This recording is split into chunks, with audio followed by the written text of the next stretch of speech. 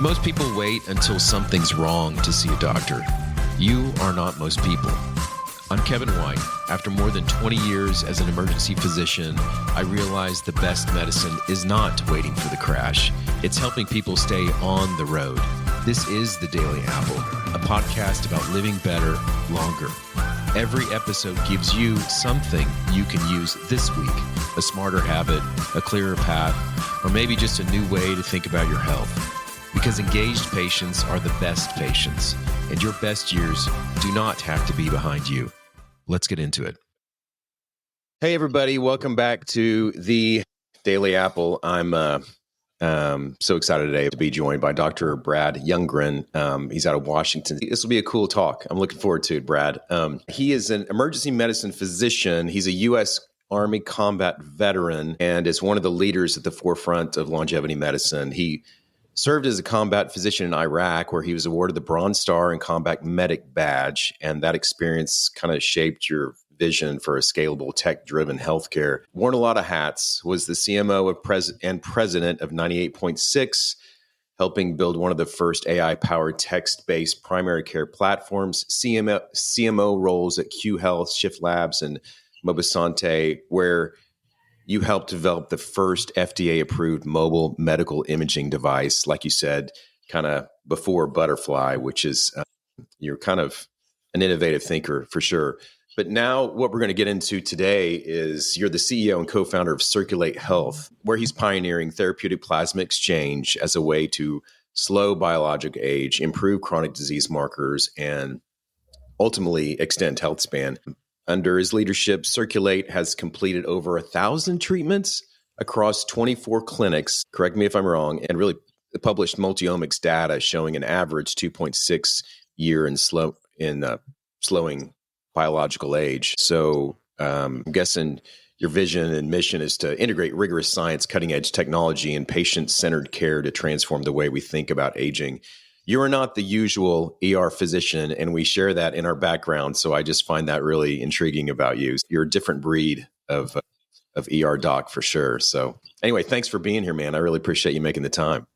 No, thanks for having me. I appreciate the opportunity. Yeah, there's a whole cohort of us ER docs that have found other interesting things to do with our time. So it's been a great journey. I really want to delve into TPE. People in the longevity space have probably heard a little bit about it and all that, but we'll get into that. But I just want to talk a little bit about you and your journey, because it's, even being an ER doc, you've got a little bit different experience. So you're kind of a unique. But take us back kind of from, combat medicine in Iraq and into going from that to pioneering digital care, and now kind of leading this longevity-focused biotech company. Take us through that pathway. How did that work for you? What was your thought process? I went to the military medical school, and after that, obviously, when I was an ER emergency medicine resident, 9/11 happened, so the entire focus and shift of the sort of military medical command changed. Finished residency, found myself, being deployed to Iraq soon after that.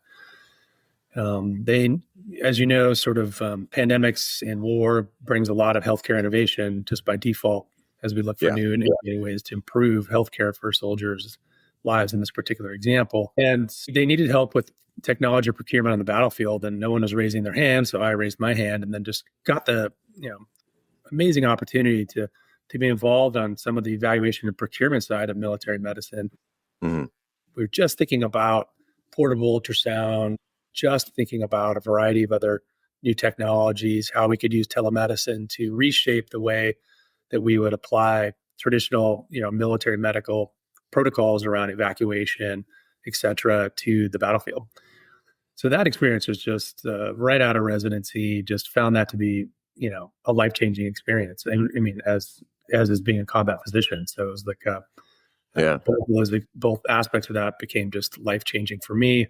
And I realized through those experiences that technology could really scale to save lives in a really different way. Like when I deploy something to the 550 people in my cavalry squadron, some new technology, like the way we could scale and the impact was just different than one-on-one patient care. So that was sort of that aha moment for me in terms of thinking about what do I want to do with the rest of my career. And so, the other area of expertise I had and was early ultrasound, point of care ultrasound for the Army. So I decided to get out of the Army after my service was done and took over as the CMO of this company. And we started to build out this point of care mobile ultrasound device. So Now, now hold on a sec. So what years were you deployed? Give me some time frame there. yeah, so I graduated residency in 2003. Okay. And then I was deployed 0405. So it was essentially OIF 2-3. Okay. I was assigned to the 214 Cavalry Squadron as a squadron surgeon. I had some other physicians and PAs that worked for me.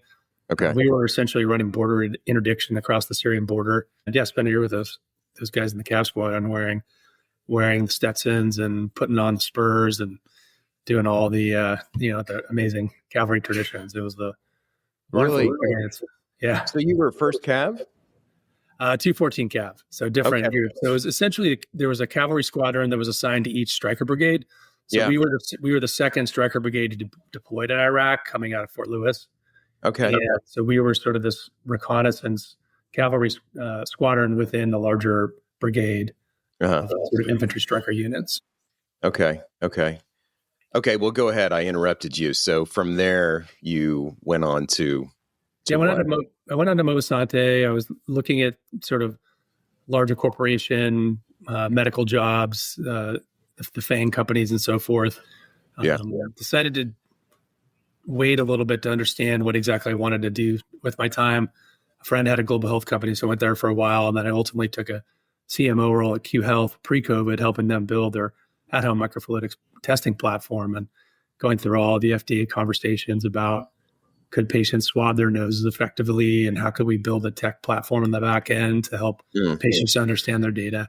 Obviously, Q Health accelerated rapidly in COVID, and then decided at some point I really wanted to move into software and AI systems. So I spent 8 years as the chief medical officer and president of 98.6 Technology. We built that up to a very large company. There were roughly 3 million patients on the platform. That ultimately the whole care delivery team was sold to Glenn Tolman and Transcarent, and that whole team pivoted over to Transcarent. Ultimately, I decided I wanted to try something else. One of the key things I learned at 98.6 was on this mission to provide low-cost care to patients is it's not always just about the software. We could build fascinating software for hypertension management as an example. But patient engagement and patient utilization was really the trick and the hard part. And, we would try and move employers from 4 to 8% of engagement with the software. And those would be, good bumps in terms of engagement. But when you look at it holistically as a physician, you're like, oh, why are we not at 80%? Right. Yeah. So that's challenging. And so one of the things I had a thesis around before taking this job at Circulate Health was I wonder what it would be like to move into a population where the patients are highly engaged and start to ideate and think about what can you build around technology in the quote longevity space, which obviously has a massive Venn diagram crossover with just generalized primary care. And that was sort of what led me down the road to let me just get in directly into the longevity space and see what I could build there. And ultimately was talking to Khosla Ventures about that. And they had an opportunity to take this company that had just finished what is now referred to as a Circulate Trial and have ideated how to bring that in as a real company. So that I went down in 2023. I looked at the data from the Circulate Trial at the Buck Institute. My co-founder and is now Eric Verdin, the CEO of the Buck Institute. We have David Furman as an advisor already. And I love the idea of building a company that was grounded in science, PhDs, MDs, not doing N of one research. All this resonated with me as a physician. So I thought it was a really, fortuitous opportunity for me to take over as a CEO, what was now referred to as Circulate Health. So tell me about that Circulate trial from 2023 that you just referred to. Can you comment on that very much? Yeah, of course. All comes really from the previous work by Dr. Conboy and others at Berkeley looking at rat parabiosis, which, just to review for the listeners, was multiple repeated studies that showed when you essentially hook up the circulatory system of a young and an old rat, which are essentially genetically similar otherwise, we would see phenotypic changes where the old rat would get younger and the young rat would get older. Of course, very simplifying this a ton based on the amount of research that went into that, but that was the general gist. So the idea was what if we did a human trial based on that science where we used plasma exchange as a methodology for impact on aging across a variety of sort of angles.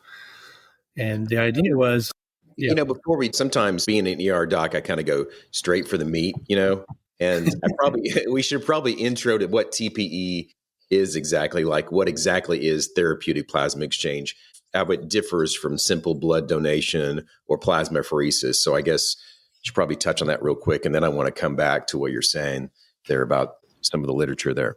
That makes total sense. Yeah. So the way I categorize it in my own brain, and we have plasmapheresis and plasma exchange physician experts within the company, and I would never say that I'm, the expert. I didn't spend 30 years doing plasma exchange in hospitals, but sure. Plasmapheresis is more of a general term for a variety of treatments that could be done with a specific machine. That machine, if you go and donate blood, it's really the same machine that we're using for this particular longevity protocol. Mm-hmm. It's what I describe as it's a large centrifuge with a computer, and it's really spinning down your blood into its main components by density. So that way you can target removing whatever you're looking for. So if you, as an example, if you go donate red blood cells, the machine is separating the blood out. It's taking out the red blood cells so you can donate those for to the Red Cross or wherever you're going, the blood bank in your local town. And then it's just returning the remainder of the substances back to you. So that's how we can do platelet donation or red blood cell donation, plasma, all that. So the idea was, could we use that machine for what's called therapeutic plasma exchange, which is a subset of plasmapheresis? And really the plasma exchange, as it sounds, is you're deciding to take out the plasma segment and then replacing it. If you're donating plasma, and there's some interesting research on that, you're really donating a smaller volume, 650 milliliters, so on, and they just replace that volume loss with like normal saline or something like that.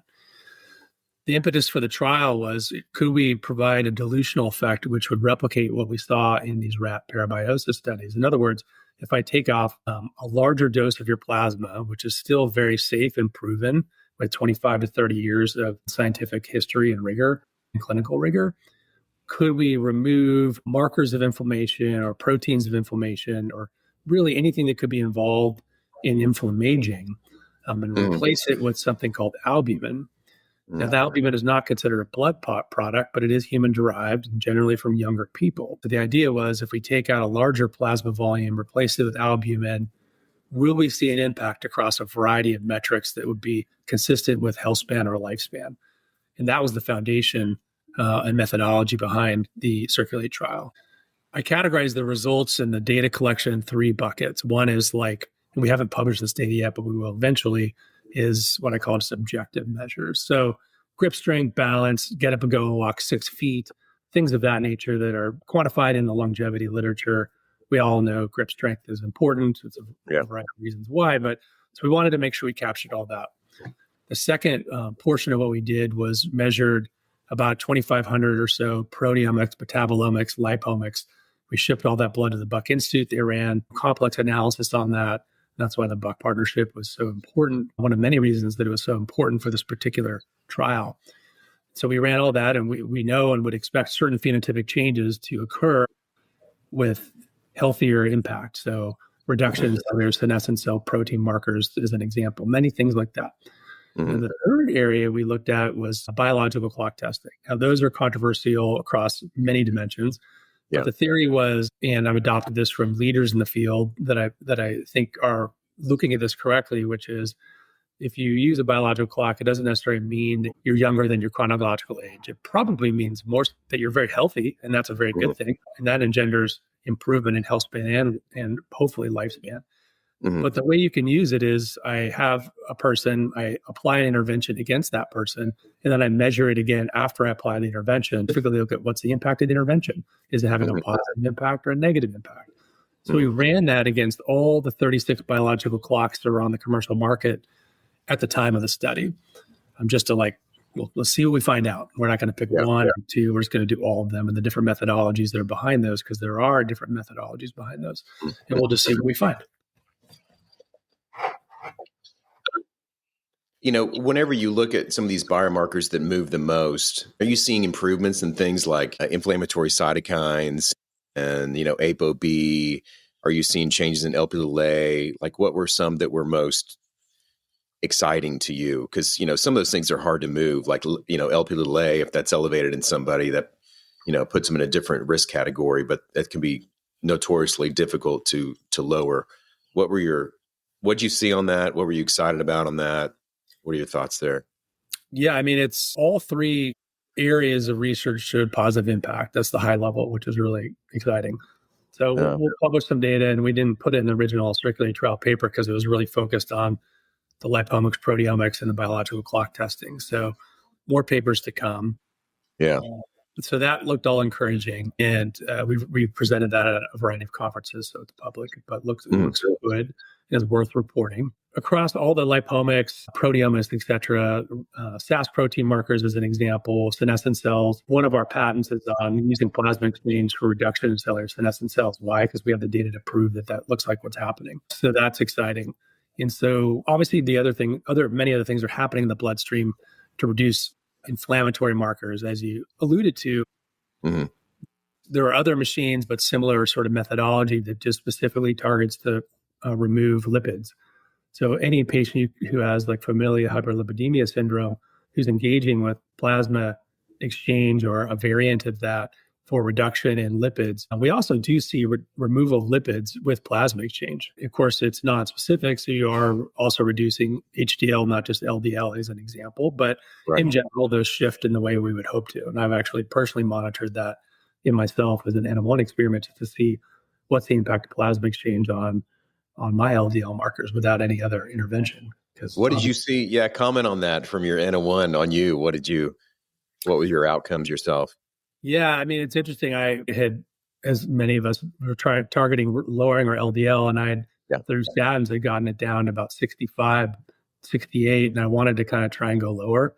So I was like, well, I'm not going to add any other secondary line agents yet. Let me just see what it natures out at with plasma exchange on a cadence. And so now it sits at about 50.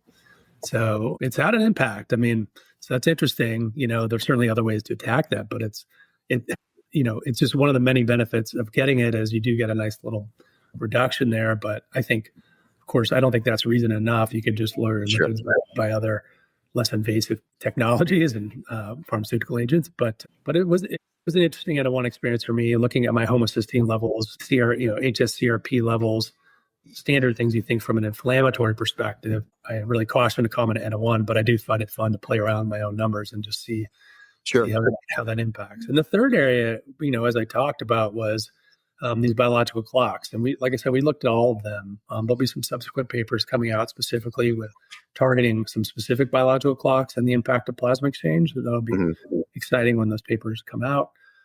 Just reviewed one last week. And that's where you refer to, we had this on average a 2.6 years of biological age reduction with 3 months of therapy. It's probably worth highlighting just briefly that we had 4 cohorts, and the study was well done, and it was started before I even arrived, so I can't take any credit for it. But we had plasma exchange that was given to patients twice a week per month for 3 months. The second group was on that same cadence, but we added a very small, I call it a whiff, of IVIG, 2 grams of IVIG. And there was some theory behind that. Let's just see if does that help in some way to support the immune system for the patient, a little bit of immune protection, although we're obviously not taking out a ton.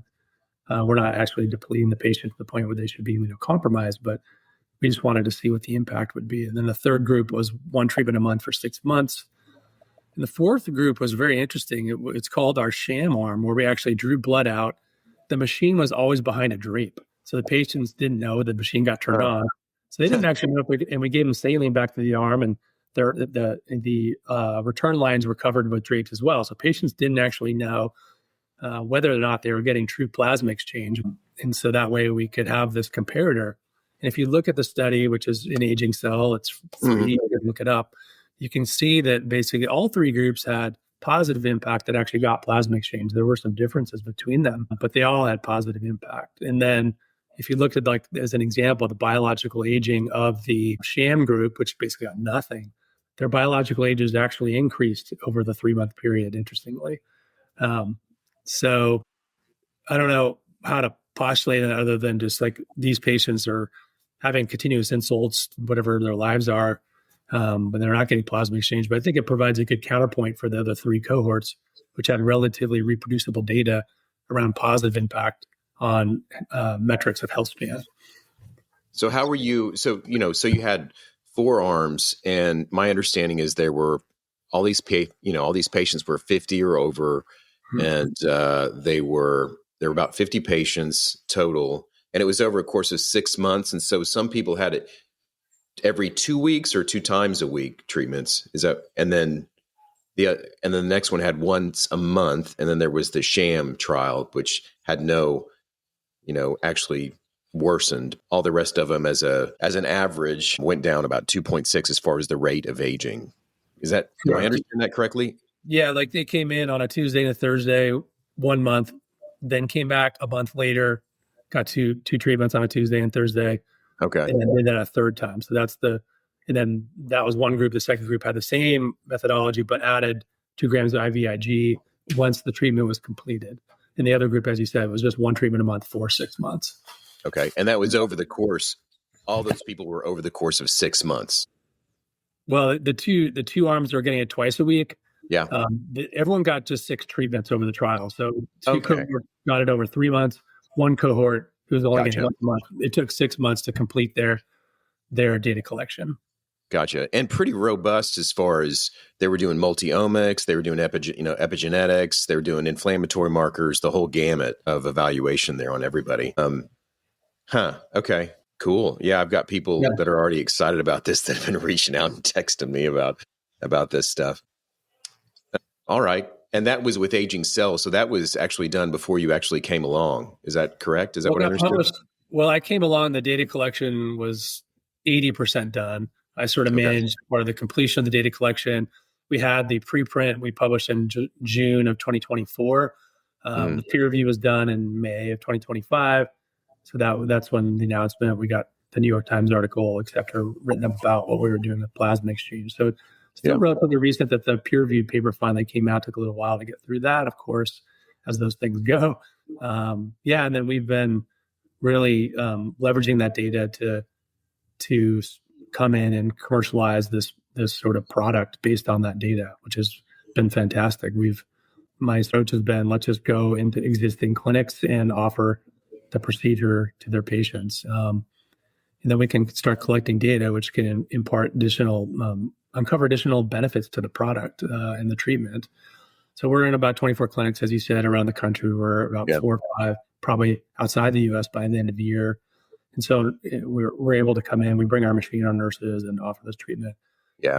Quality management, all the things you'd expect from a company like ours. But one of the exciting things is we're able to start collecting data and ask specific questions that go beyond just the Circulate trial. We can leverage what we call our affiliate clinic network as partners to collect this data and continue to publish and get insights. We are, ironically, probably the largest outpatient plasma exchange company now in the U.S., which isn't saying much with 24, but it's just traditionally been a procedure that's been in hospitals for very limited indications or in an outpatient blood bank. But so we're excited about that. We have, our biggest area of new research has been in micro-nanoplastics. We started that in the spring of 2024, actually. I don't know about you. Like for me, I've known some of the basic protective measures, but when those articles started to come out, like in the New England Journal about plastics embedded in carotid arteries, CNS, intracranial nerves, I was like, this is really big.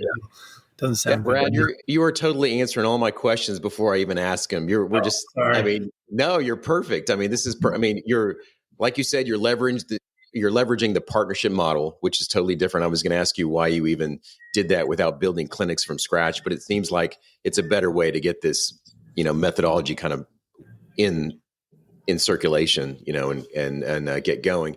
But I'm so glad you're hitting on, microplastics and all that. And I want to know what you've seen, what's the early data showing there. So anyway, keep going, man, because I like where you're heading. Oh, thanks. Yeah. Well, as far as the model, I basically just looked at it, and this is my 5th startup. So I was looking at it, and I was like, to build your own clinics, to build a brand around your own clinics requires a different kind of capital. And it would be very, very slow. And there's a lot of good people doing good work out there already. And my perspective was, why why try and do that? We can go so much faster and collect so much more data in partnership. When we don't have our own clinics, the clinics don't view us as competitors. And that's really working. And I think it's great. So we just have our narrow lane of plasma exchange at this point in time, and allows us to continue to expand more rapidly and sort of magnify this data set collection across multiple parameters. The first one being microplastics. So I think pretty confidently we have the largest treatment set. I call it a treatment set, meaning what's the effect of a treatment on reducing micro nanoplastics from the body. This is such a new topic, but so fascinating. I mean, I think we'll be seeing a ton of stuff, the next 5 years on this. None of us, I think, believe these are inert substances. They're having some impact on the body. And it'd be nice to uncover what those impacts are. And so we just started doing testing on patients before and after their plasma exchange, and just looking at the impact of plasma exchange on plastic levels. We've also actually begun doing primary research with the Buck Institute on this area of work. So it's not only we're doing clinical and therapeutic work, we're actually partnering to do additional bench work to better understand this really early area of science, to understand how do you look at these cells, where do they live in the bloodstream? We ultimately need to understand where do they reside in the body. Can you remove them from solid organs? There's, in blood vessels, there's lots of questions we don't understand yet. And you've been checking them. I think via like a finger stick or something, where you actually evaluate them pre and post treatments. Like, what have you seen? Have you been able to track that as far as intervention outcomes with, as it relates to microplastics? Yeah, I'd say we're hoping to publish the data set again, under this notion of not jumping the gun and trying to be grounded in science. We want to continue here and be we're not reporting on 5 people. So we're just literally collecting more data. I'm hoping we'll present in the fall. I would just say that the data looks encouraging, and I don't know of any other potential option other than avoidance techniques, but as there's some jobs where people are going to have higher risk for exposure just by the nature of their employment. Or what we've learned is obviously water source is another big impact. There's so many other things. I've learned so much in the last year, how much of your plastic burden is actually from inhalation. That's much higher than I ever thought. When I started reading the articles from the experts, I was kind of blown away. All those fancy workout clothes that we all love, they're very comfortable, that have, embedded plastics or plastic derivatives.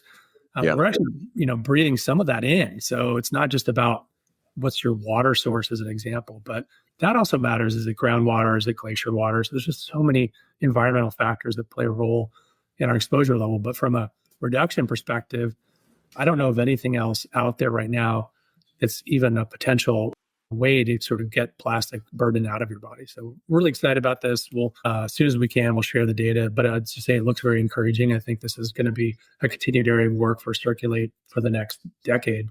Yeah. So many questions, man. So you're working with clinics. How do clinics get connected with you guys?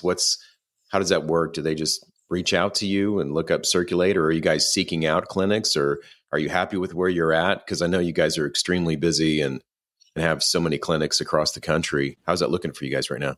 No, we're still expanding. I mean, we had on the commercial side, clinics come to the website or word of mouth or whatnot. And we're excited to help and empower clinics. We have a model which is really nice. Clinics can figure out, what the right capacity is for them, and we can support them. So it doesn't have to be massive clinics. Smaller, with the way we do it, smaller clinics can also offer this to their patient population. And we love that because patients, clinics that have physicians who are advocacies for their patients, those are the best partnerships for us. So we are expanding in the U.S. We're obviously expanding abroad now and sort of enjoying this first mover status, if you will. We're on the back end. We're building a bunch of software for quality management, safety, data collection. So my COO is Rami Sweetser. He was vice president of Amazon Prime before I met him at 90.6, where he was the chief product officer. So we're excited to build software to connect this back end and sort of create a more larger utility software that can really bring this data together faster in time. Obviously, we can do that on a global scale, not just a US scale. So that we have patients come to the website, so we try and help them figure out where they can go for treatments. We have clinics that come to the website, and for the clinics that come on board, we have our own physician leaders. We got Dr. Bob Weinstein, he's a legend in apheresis. We got legends in nursing, and we sort of turn the whole team onto the clinic. And before we go live, we have a whole program to step up to that moment where we actually will start delivering plasma exchange in the clinic. I'm biased, but I think we've really anchored around quality, safety, to make sure that we're doing this right as we roll out and grow. Yeah, I think this is pretty exciting because the more you learn about in the longevity space, and you can comment, whatever your thoughts are, if you want to age fast and quickly, stay inflamed, and the whole inflammaging and all that stuff. I say that as I've got this big inflammation right here on my eyelid, and just went with the LexCorp T-shirt just in the spirit of early Halloween. But maybe I need a treatment. But yeah, it seems like it's really working well, as lowering inflammation and everything is pretty awesome. I know Matt Chamberlain and another guy, Joe from Seattle, had done a procedure, and Joe commented, of course, this is just one person, but he said after he had that treatment, he had the best sleep that night of all.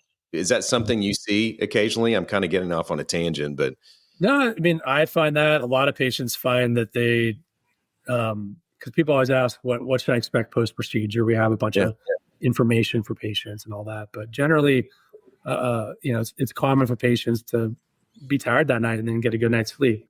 Yeah. Wake up feeling really refreshed. So that's a bonus, I guess, if you will.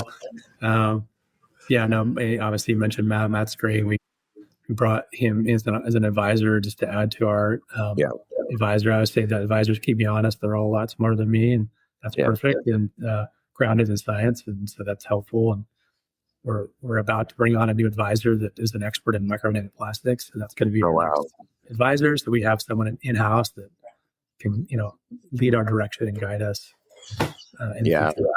Brad, you got a really great team around you, and guys, with the Buck Institute and all that. It seems like you've got a really good power team there. They're going, so I'm excited about where you guys are heading. So, I guess if someone wants to start measuring and managing biological aging, where would they begin?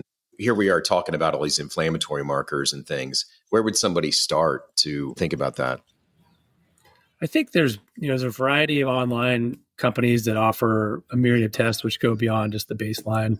Yeah. And I think, if you're going to do it on your own, you don't really understand a lot about the test. But obviously I end up being the inherent longevity doctor for all my friends. Yeah. I'm like, go get all those lab tests, and I can walk through them with you, but it also allows the patient to kind of start to walk through them and learn about them on their own. Yeah. Of course, obviously going to a practice that has a physician expert is going to be the most ideal circumstance to help guide them through the process. And then once you have your baseline markers, you could start to look at, which ones are you interested in impacting? What kind of impact can you make, whether using, methylfolate for reduction of homocysteine and all things, I find those to be really interesting personal experiments for me as a patient to figure out what are the impact of the therapies that I'm, trying in the space. So very exciting. What's interesting too is, and this is, I feel like we're entering this renaissance of plasma exchange. I'm obviously biased, but I'm just so excited about it. Sure. There's a lot of synergies, and this is I think the next decade, what we'll look at, which is plasma exchange plus X. And you'll probably see this. We're already doing some research with a couple clinics on this.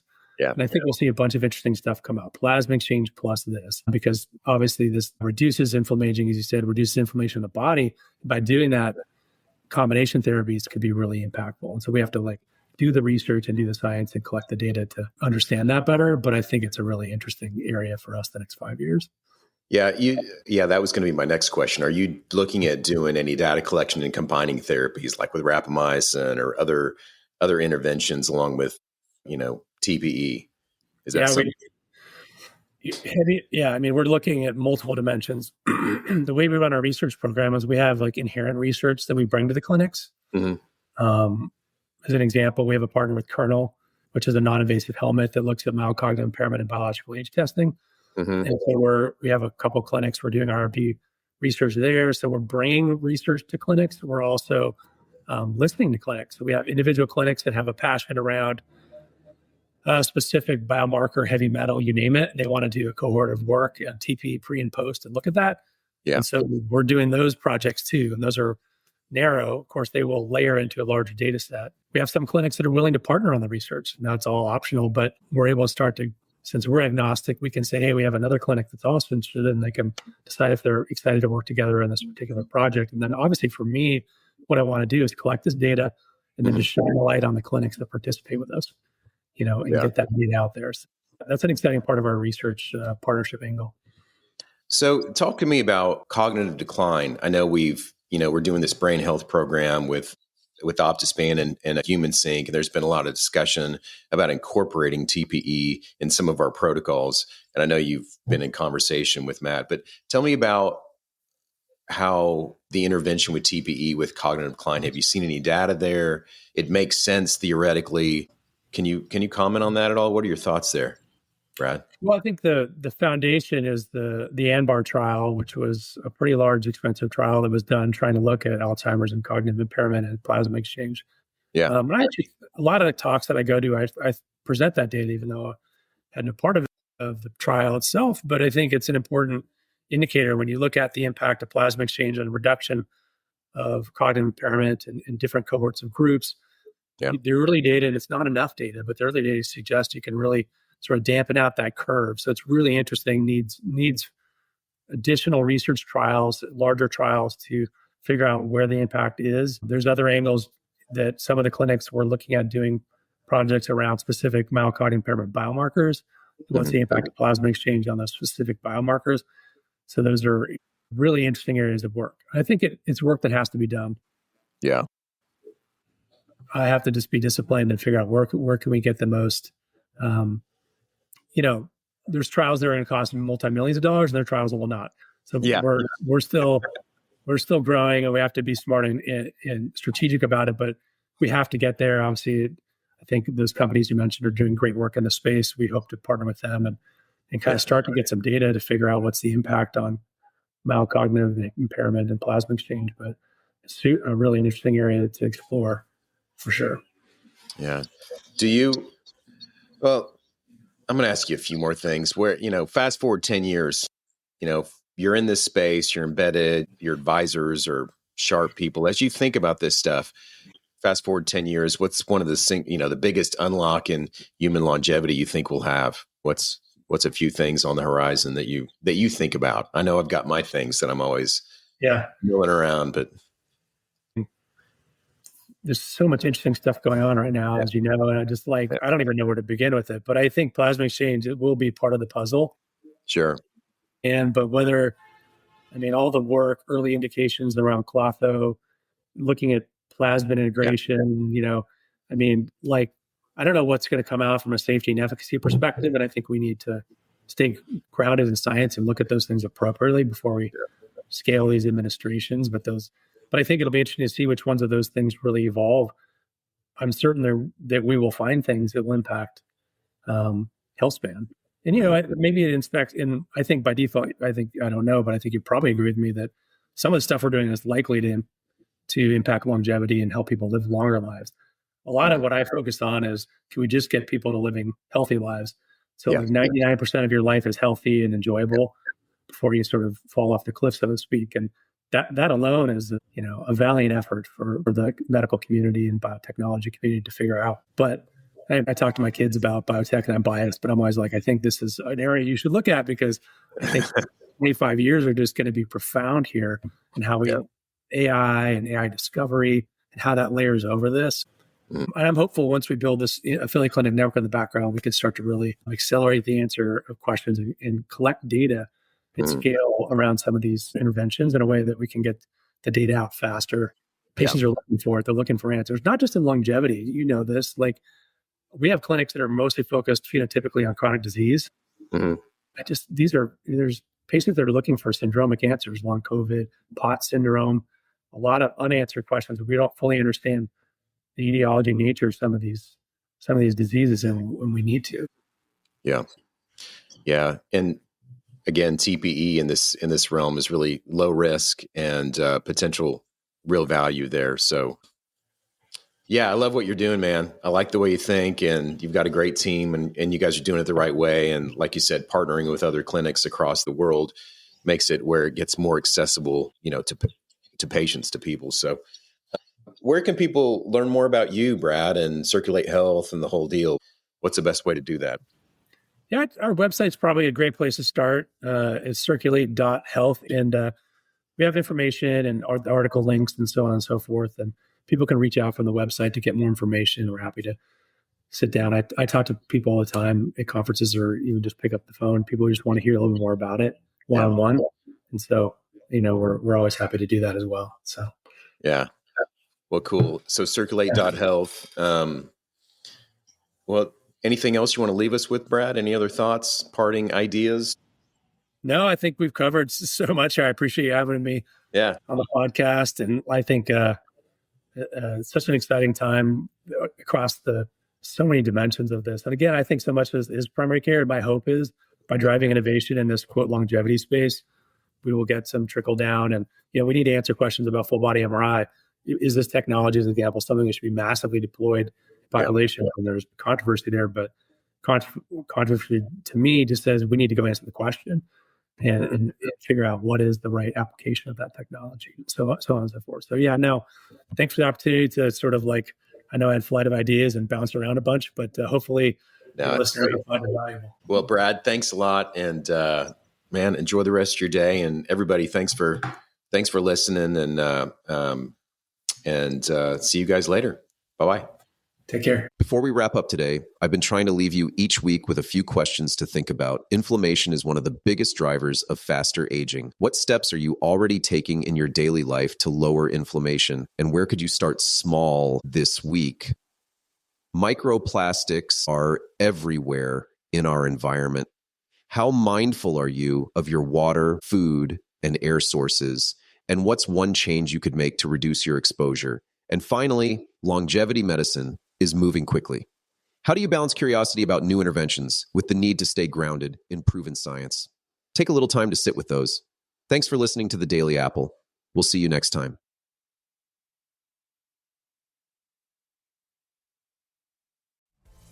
Thanks for listening. You can follow us on Apple and Spotify, and please review us to let us know what you think.